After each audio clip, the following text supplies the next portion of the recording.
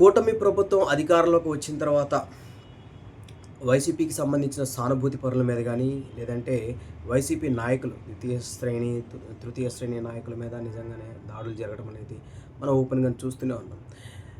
రీసెంట్గా లోకేష్ గారు కూడా రెడ్ బుక్లో చాప్టర్ 3 ఓపెన్ చేస్తున్నామని చెప్పేసి చెప్పారు. చెప్పిన కొద్ది రోజుల్లోనే వల్లభనేని వంశీ అరెస్ట్ జరిగింది. అయితే ఈరోజు నా పాయింట్ వల్లభనేని వంశీ గురించి కాదు, కానీ జగన్మోహన్ రెడ్డి గారు గన్నవరం వెళ్ళారు.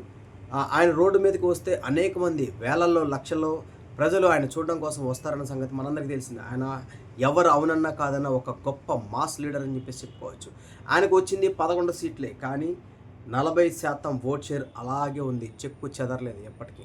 ఒక 10% అటు ఇటు జరుగుతూ ఉంటుంది ఎలక్షన్స్లో.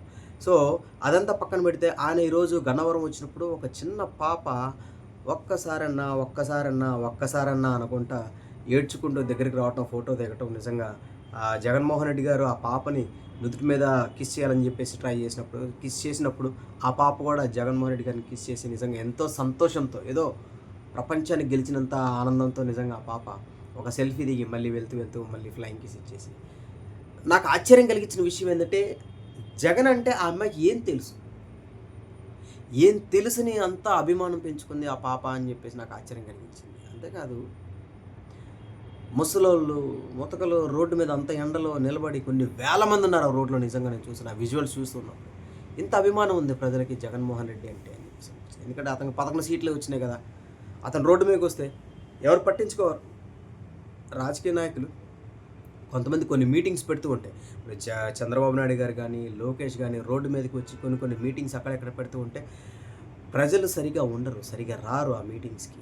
గొప్పగా దాన్ని ప్రజలు తరలించడం కోసం వీళ్ళు డబ్బులు ఖర్చు పెడుతూ ఉంటారు. వైసీపీ వాళ్ళైనా, టీడీపీ వాళ్ళైనా, బీజేపీ, కాంగ్రెస్ ఎవరైనా సరే ప్రజలని అక్కడ ఆ మీటింగ్ ప్లేస్కి తీసుకురావడం కోసం బిర్యానీ ప్యాకెట్, మందు ప్యాకెట్ ఆఫర్ చేస్తూ ఉంటారు. కానీ ఇక్కడ జగన్మోహన్ రెడ్డి వంశీని చూడడం కోసం అని చెప్పేసి గన్నవరం వచ్చారు. ఆ వంశీని నిజంగా జగన్మోహన్ రెడ్డి అక్కడికి వస్తున్నాడని ఎవరు పిలిచిన దాఖలాలు లేవు. అక్కడ వస్తున్నాడు అందరు రాండి అని చెప్పేసి ఎవరు పిలవలేదు.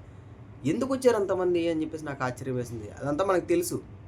జగన్మోహన్ రెడ్డి గారు ఎక్కడికైనా వస్తున్నారంటే ప్రజలు తండోపతండాలుగా వస్తూ ఉంటారు, వేలల్లో లక్షల్లో వస్తూ ఉంటారు. నిజంగా ఈరోజు విజువల్స్ చూస్తే కూడా నాకు ఆశ్చర్యం కలిగించింది.